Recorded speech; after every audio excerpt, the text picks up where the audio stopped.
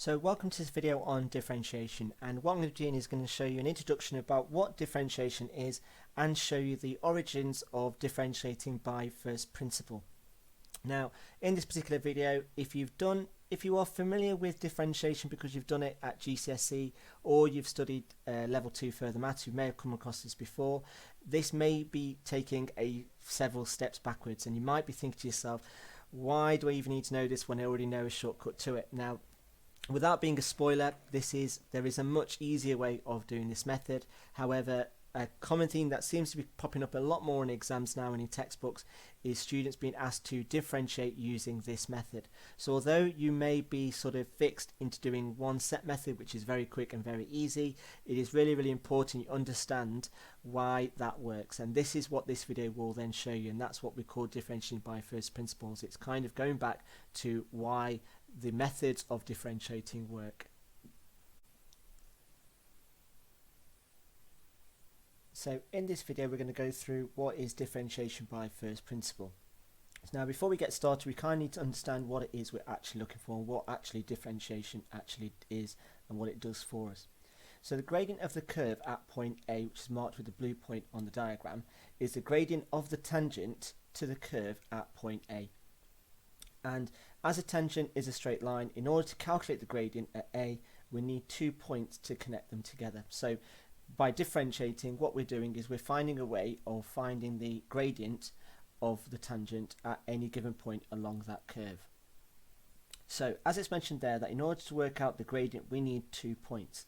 So if I just take a general curve, and I've called it y equals f of x, and I've got my point A marked as so, what I need is I need 2 coordinates. Now I've kind of started by having the coordinate of b1, and if I find another coordinate on the curve, which I can easily do by substituting the x ordinate into my equation of the curve, and that would give me the coordinates of b, I can work out the gradient of a to b1.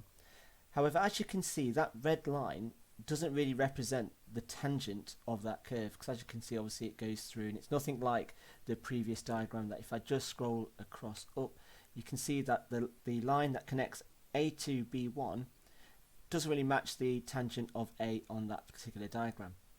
So if I pick a point that's a lot closer to A, i.e. B2, you can see that it's slowly starting to, now as I sort of get closer and closer to A, you can see that the gradient is going to be, or the tangent is going to be a lot more accurate in order for me to work out the gradient of that line. And that's the kind of principle that you need to kind of follow, and that's what we're going to kind of go over and kind of prove how differentiation works. So in order for us to get accurate gradient value at point A, we need to pick 2 points on the curve that are ridiculously close to each other, and primarily closer to A.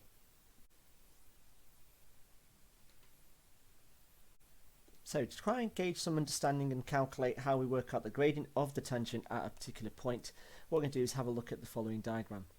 So first things first, let's just get a different colour now. On the diagram now, as you can see, I've got 3 variations, and what we're going to try and do is work out the gradient of point A, looking at the point B1 from the previous diagram. So if I just imagine that here we've got the red curve of y equals x squared, and I'm going to imagine that A is at 1, 1. And here what we're going to do is we'll look at our first point, which we're just going to call B1. And let's just say, for argument's sake, that that's got a coordinate of 1.1 and therefore have a y ordinate of 1.1 squared. Now, again, how I've got the y ordinate is by substituting the x ordinate into the equation, and that would give me the y ordinate.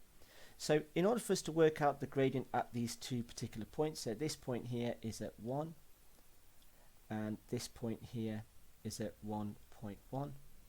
This point here is at 1, and this point here is at 1.1 squared. So in order for me to work out the gradient of the curve, also of the line AB1, what I need to do is use the formula of y2 minus y1 over x2 minus x1.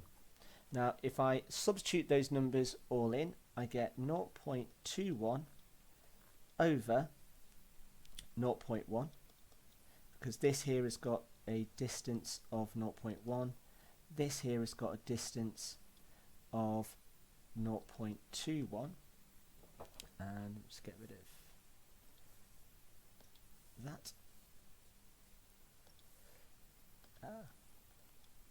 0.21. So therefore this would give me a gradient of 2.1. So if we then go on to our next diagram, so this time we're going to keep A as being at 1.1, sorry, but this time with regards to B2 we're going to have that point slightly closer to A.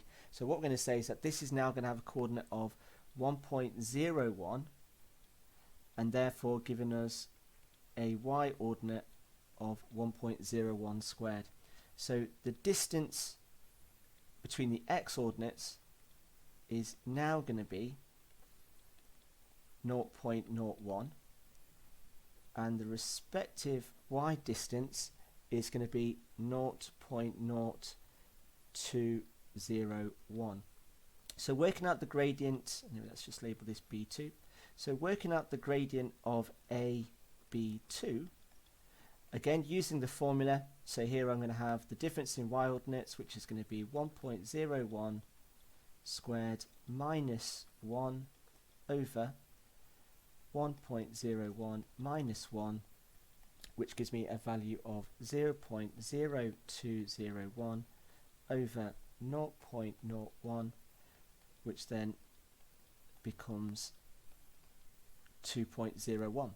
So again, this time let's pick an even closer point to A, so B3. So let's again assume that A is at 1, 1, and let's just label this here, and let's say B is at a coordinate of 0.001. So as you can see, the distance between, and that should be 1.01 rather. So as you can see, the distance between the horizontal distance between A and B3 is going to be 0.001. So we're actually getting really, really close in terms of the 2 points. So therefore the coordinate of B3 is going to be 1.001 and 1.001 squared. So using the exact same technique, so if I'm working out the gradient of AB3, and again working out the distance, the difference in y, which would give me, again working out these two, so this distance here is 1, this distance here is going to be at 1.001 squared. So the difference in y ordinates is going to be 0.002001 over 0.001. And if I type that into my calculator, I get a value of 2.001. So as you can see, that as A gets closer and closer to B, that the gradients are kind of converging towards a value of B. So as the distance between A and B shortens, the gradient of AB is tending towards 2. And again, if I was to pick a coordinate that was even closer, let's say B4 was 1.000000001, again, and I work out the values, I work out its coordinates, work out the gradient, and you can see that eventually it will tend towards becoming closer to 2. Now, although we've not proved that the gradient of the tangent at point A is going to be 2, hopefully with a bit more accuracy we can show that it's tending towards, or it's as we say, it's converging towards the value of 2.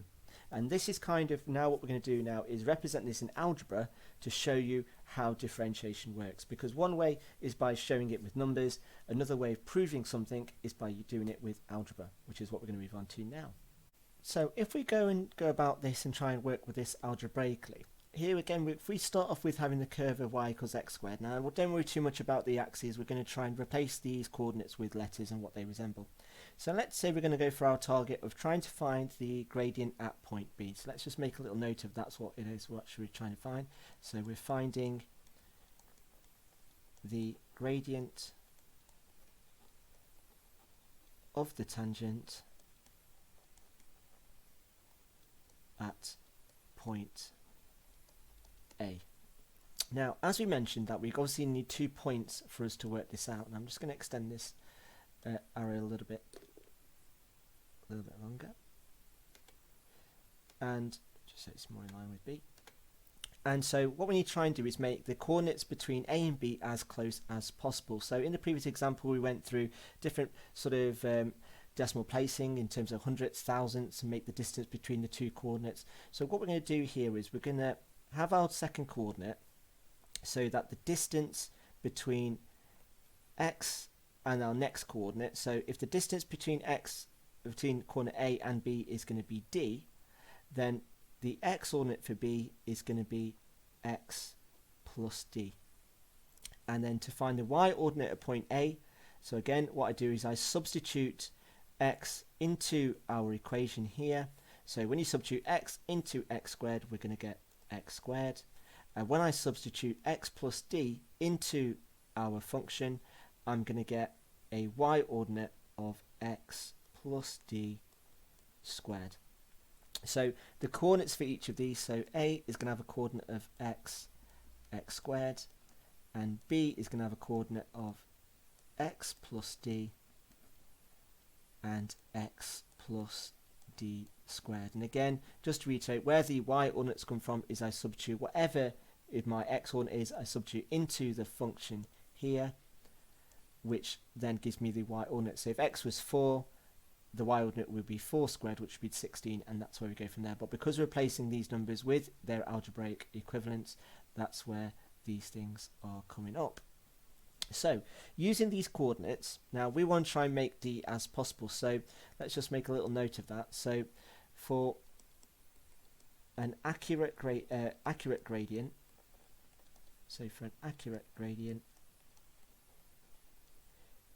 D needs to be as small as possible.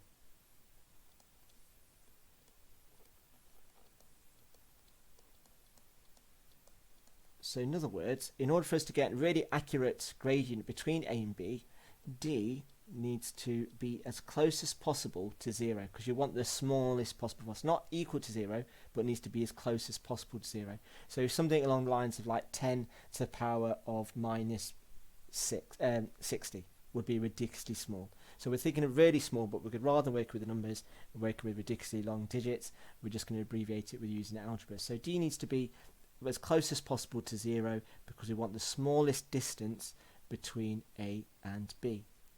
So using these two coordinates, what we're now going to do is we're going to kind of work out what the gradient is going to be between these two. So using the formula of that the gradient is equal to y2 minus y1 over x2 minus x1, I'm going to substitute these coordinates in. So I've got the gradient of AB is going to be equal to, and it's going to be x plus d squared as my y2 minus x squared, all divided by x plus d minus d. So if I then go out and expand that out, let me just create a little bit of extra space, like so. So if I expand the numerator and the denominator out for that, then what I'm going to get is I'm going to get x squared plus 2dx plus d squared minus x squared all over, and again if I just put what I've done here in brackets, so that is this bit here, and then I've got x plus d minus x, well that's just going to equal d, because the x's will cancel out. So then all I'm left with is, if I simplify the top, I end up with 2dx plus d squared all over d. Now again, if I simplify that further, so let's just get a different colour pen. So as every single term has got a d, I can cancel a d out. So all I'm left with is 2x plus d. Now if we go back to this statement here, which says that d is tending towards 0, then from this, so as d tends to 0, then all we're going to be left with is 2x, and that will give me my function of how I work out the gradient of the curve of y equals x squared at a point A. And so 2x is my gradient function of y equals x squared. So what we're going to do now is you adopt a very similar method, and we're going to have a go at answering this particular question. So this is a type of question where you might get asked to use this method and in a more complex situation. So the question reads, use differentiation by first principle to differentiate the curve y equals x cubed plus 2x. Now, as you can see, there is no graph to accompany this. There is no need to draw a graph. The shape of this graph will be a cubic graph, and we're not working with any particular coordinates as such. Now, when you're asked to work out, to differentiate with regards to by first principle, it's purely algebra based. So what we need to try and do is have coordinates written in terms of x and x plus d's, and we're going to follow the same sort of steps as we did in the previous example to answer this type of question. Now, I've purposely picked quite a complex or multi-termed equation of a curve, just so that if you get these types of questions, you can kind of relate to, well, what do we do if this? So rather than just working with y equals x cubed, which will be easy to follow based on the previous example, I've purposely gone something a little bit more diverse so you can see what we actually do, and hopefully I'll explain what we do from here. So going from this, the first thing we need to do, now one thing I will do is I'll talk you through the steps, and I'll write down some more formal steps and go through the sort of method that we go about answering questions or finding the gradient function using first principle. So first thing we need to do is find the coordinates. So for this, so step one is A is going to have an x ordinate of x, and that will always be the case, and have a y ordinate. So actually let's incorporate a colour scheme with this. So A is going to have an x ordinate of x, and the y ordinate is where I substitute x into this curve here, which is going to have a y ordinate of x cubed plus 2x. So this is my x1, this is going to be my y1. Now the next thing I then need to do is find the coordinate of B. Now B is going to have an x ordinate of, let's go for green. So it's going to have an x ordinate, or we've actually already picked green, so apologies. Let's go for a more different colour. Let's go for it's purple. Let's go for I'm wasting time. Green. Let's go for grey. Right, so with regards to B, B is going to have an x ordinate of x plus d, because obviously it's just going to be slightly, I'm just going to put brackets around that, and it's going to have a y ordinate of wherever I see an x, I'm going to swap it with, just bear with me, get a thinner pen, got space to actually do this. So here we're going to have x plus d cubed plus 2 lots of x plus d. So all I've done there is I've swapped wherever I see an x in the equation of a curve, I've just replaced it with x plus d. So now what I've got is I've got this here as my x2 and all of this as my y2. So the second step I then need to do is find the gradient of AB, and how I'm going to do that is I'm going to use the formula of y2 minus y1 over x2 minus x1. Now this is where it's slowly going to start getting messy, because obviously you can see the coordinates aren't the nicest, but we'll try and make sense of it. So working with this, and again I'll try and write this a little bit bigger in terms of what we've done. So the y2 is going to be x plus d cubed plus 2 lots of x plus d minus my x1, my y2, which my y1, which is going to be, I'm going to put in brackets as x cubed plus 2x. So from this, what I'm then going to do is close that square bracket. So that is my equivalent of y2 minus y1.